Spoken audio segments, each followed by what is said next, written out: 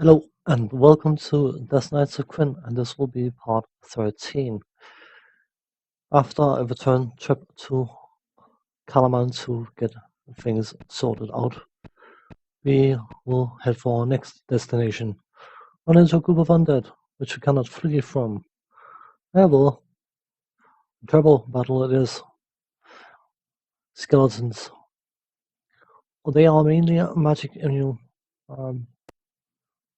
which makes them rather obnoxious to fight because you can't soften them up with fireballs. These are definitely the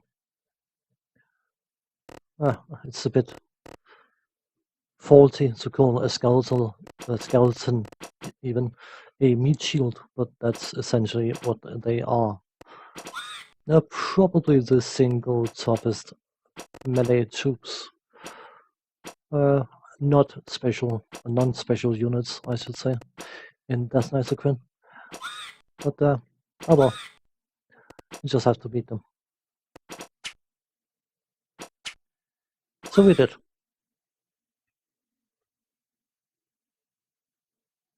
As I was trying to say, we have another destination to head to. You're outside of a dwarf village named Turf. Do you enter? You enter the hill dwarf village of Turf. Hill dwarfs circle a lone mountain dwarf seated on a wild boar. Scum's the name. I come in peace, he says. But they knock him to the ground. What do you do?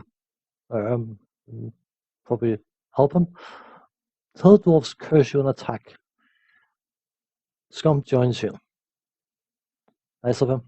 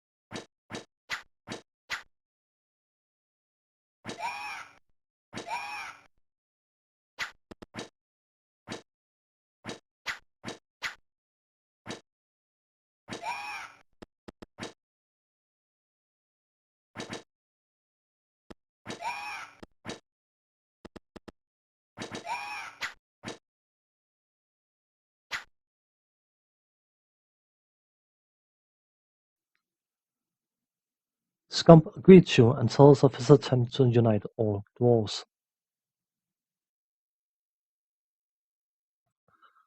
The name is Scump. I come from beneath the Dargard Mountains. There, while exploring a new passage, I came upon an echo chamber, one of those unusual caverns that somehow amplifies sound. I heard voices coming from above, from the surface. Names were mentioned. Lord Soth, Sir Carl, Sebas Astmore. There were talk of a Dragonlance, and something called a rod of omniscience. Conquest, that was the topic. World conquest. When I brought this matter before my superiors, they shrugged. The fate of the surface world does not concern them. I went to their superiors with the same result. How short-sighted they are, for if the surface world falls, would we not be next? So that is why I'm up here, traveling village to village, warning the hill and gully dwarves of the impending danger and the need to unite against this common enemy. I've been to 2 villages before this, where the hill dwarves at least listened to me. I can't expect a warm reception from any of them, because of bad blood between our kinds. But here, this village, these hill dwarves, there's an intense hatred I don't understand. I'll give up on this village, but before leaving I must find my mount. You saw that fine wild boar I was knocked from by the hill dwarfs? He carried me many a stretch of wilderness and seen me through countless tight spots. Without his speed beneath me, my warnings will reach the villagers too late. If you could spare the time, I could use the help finding him. He's in the village somewhere. These hill dwarfs seem brainwashed. I best pass them by, but at first I must find my wild boar. Without him, I'll be ages reaching all the clans. Will you help me? But of course, that's what we're here for. Help people and dwarves and gnomes.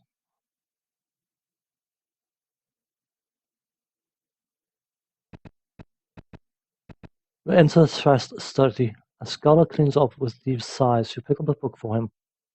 Good people, but you've come too late.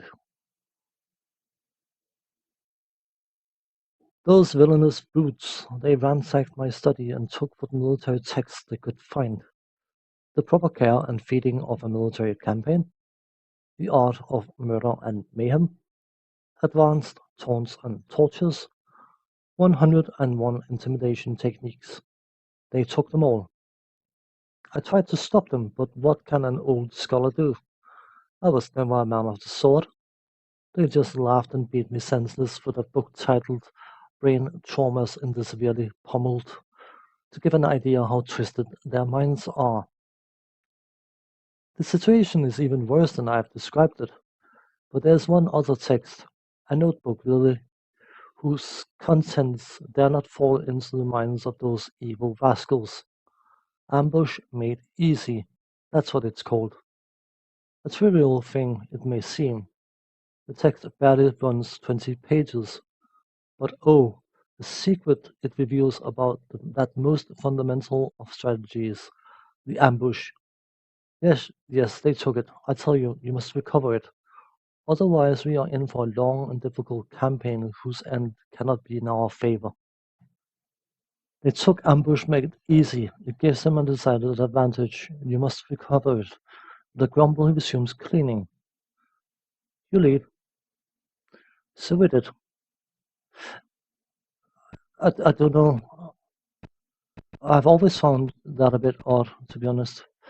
The tools spot you, random encounter. The copy detection is the information being available in the manual, which is cool, I suppose. I mean, there's a copy protection on the games as well, but half of the copy protection was basically the story being in the manual and clues like that being in the manual. And in many of the games, they have the NPCs telling what you need to go look for anyway. So I don't know whether it was the game designers thinking, oh, well, we just give them a bone or throw them a bone or whatever. But oh well, I've just always found it interesting. Oh, vampire, lovely. Oops, scum is down. Yeah, well, it doesn't need to be alive. It just needs to be. What can I say? So let us see.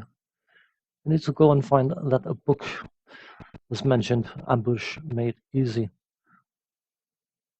Like the fact that the scholar was pummeled with a book. Yeah. Another patrol. Hey, more undeads.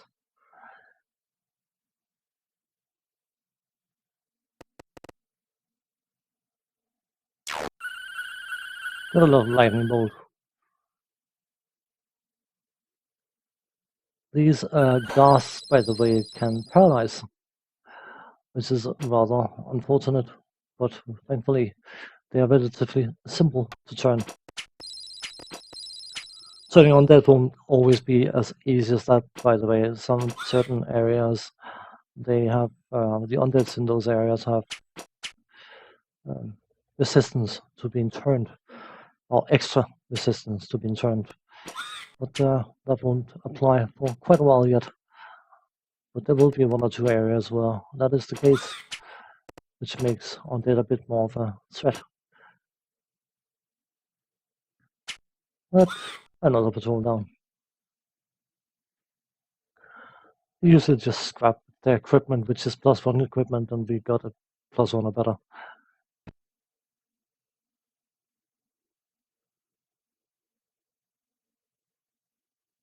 Onwards.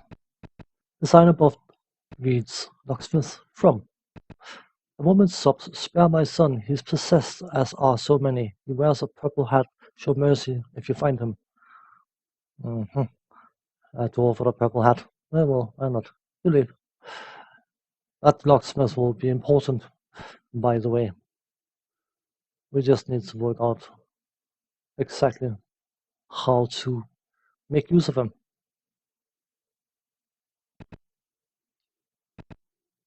I'll walk past that one too quickly. Probably not relevant.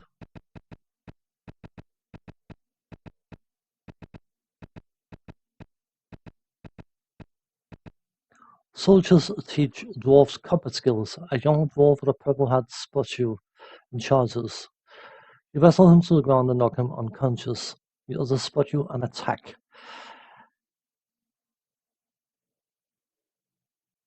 This fight should technically be sped up because it's a set encounter, so I usually speed those up double speed to have the flow of combat go a bit quicker. But let's leave this in at normal speed because that allows me to talk say a few words about the series in general. The combat's going to be the good old stuff.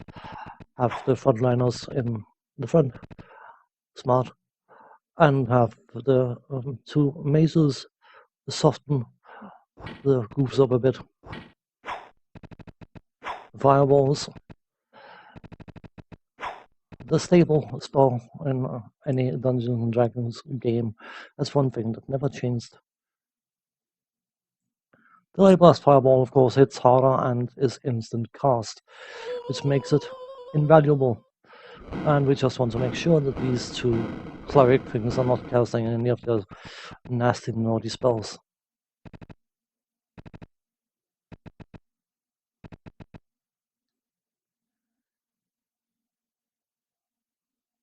Another fireball. I'm getting better at placing them. Slowly but surely. One cleric, another cleric. We don't have any enemy casters anymore, so we are done for in that regard.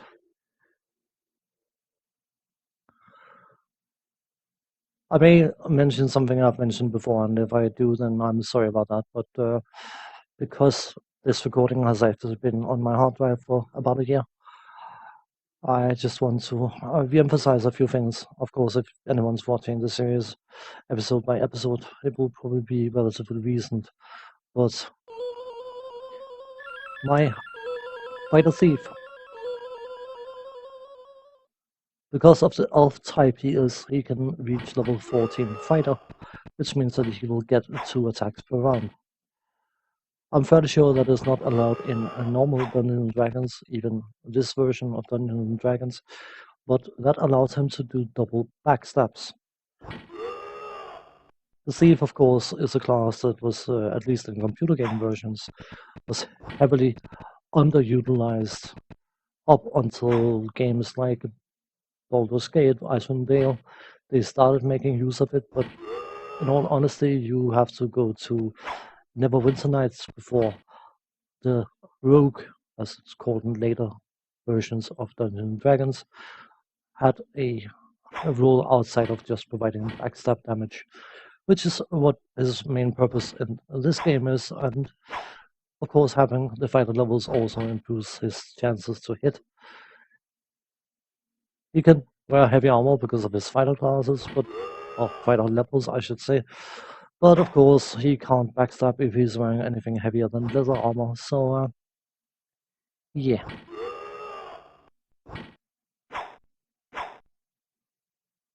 Nice to have for high health enemies when you can double backstab them, which is not something that happens an awful lot because most of them, they usually die after one of them. But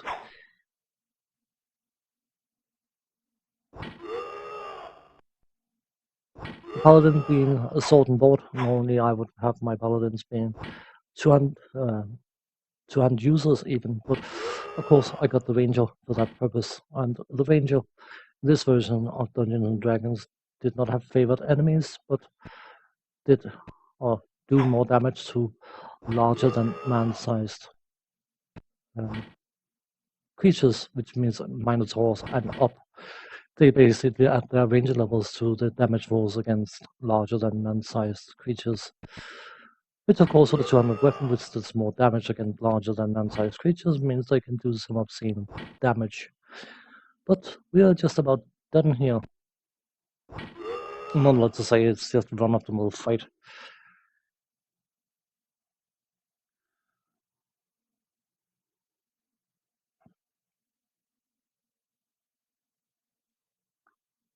The young dwarf wakes up, thanks for knocking sense into me. You ask him about the soldiers. Strange that someone hide a book in a shield.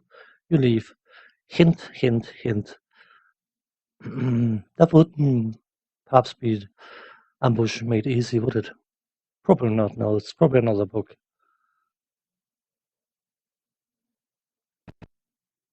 Another patrol. Hooray! Quite a few undeads in this little village, which apparently is perfectly natural, perfectly everyday thing. I don't know.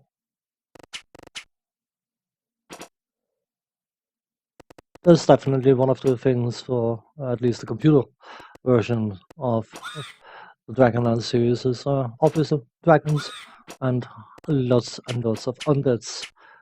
So if undead's not your thing, this is not a game series for you. They're not so prevalent in Dark Queen of Krynn actually. It's mainly Death Knights. We found treasure, it's probably just the usual crap we're not going to be interested in. So, our cleric can level. Always nice. Another patrol. Hooray! Fireball. Oh, a few vampires. Lovely. Of course, they can charm and level drain because that's fun.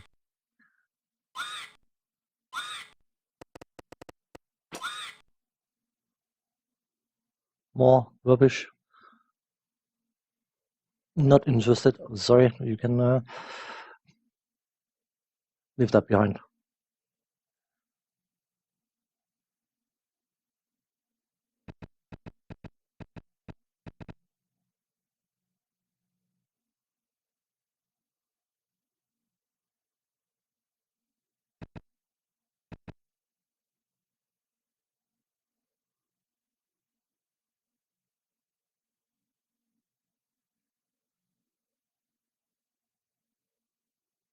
Oh, Ranger can level as well.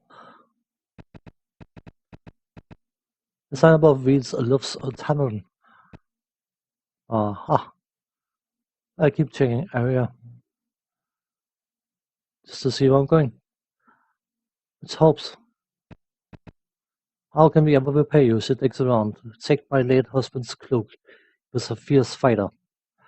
So, we got a cloak for knocking the head off her son. A cloak.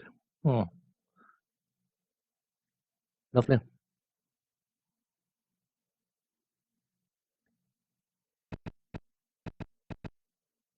More patrols.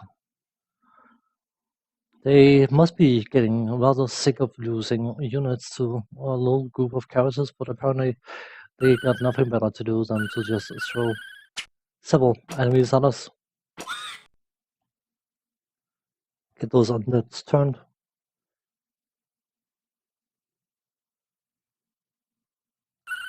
Hold a person. Nice if it works, just not against you. Just want to make absolutely sure we don't have any more spells going off.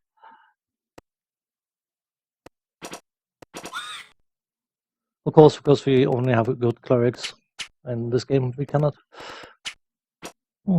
Actually, no, I need to double check my information. I'm fairly sure neutral clerics might be able to cast evil spells. Can't remember. I'm fairly sure it's not possible in this game. I could just look in the manual. But the enemies can easily cast evil spells, and you have spells like Slay Living, Destruction, that kind of good stuff. So, we are buffing, so an encounter must be upcoming. How can he be praying when he's down and out? Well, centuries fall upon you. Oh dear, more undead. Delay blast fireball. That's what we got them for. Cleaning out undeads.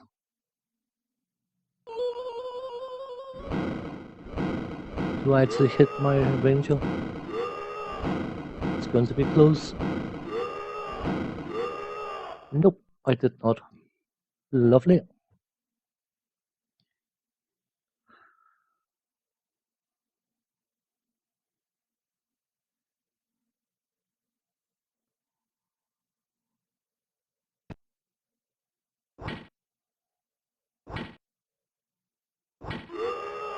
One raise less.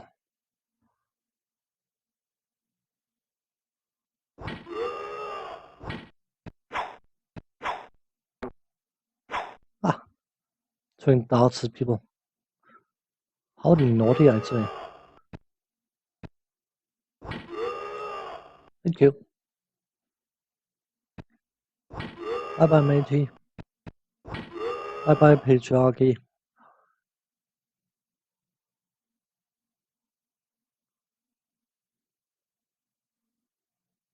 There's still rubbish left. Do you want to go back? I mean, treasure. No thanks.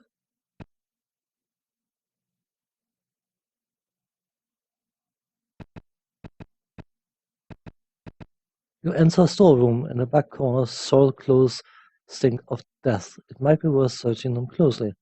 This looks like a safe place to rest. Oh, it does it now. You rummage through a coat. What did we get? Some money. Bleh. This looks like a safe place to rest. So, saving and resting we will. And in the next part, we shall finish off questing in this village. And on that note, thanks for watching. Take care and see you next time. Bye bye for now.